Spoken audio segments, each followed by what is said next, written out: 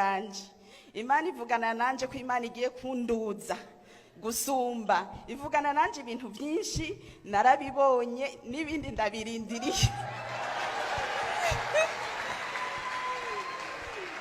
Nuko rero sinaje mu nzu y'Imana uko nyene ngaragara, kuko nakuye umugisha, nazanye ituro ry'ishimwe, ndatanga umuriyoni.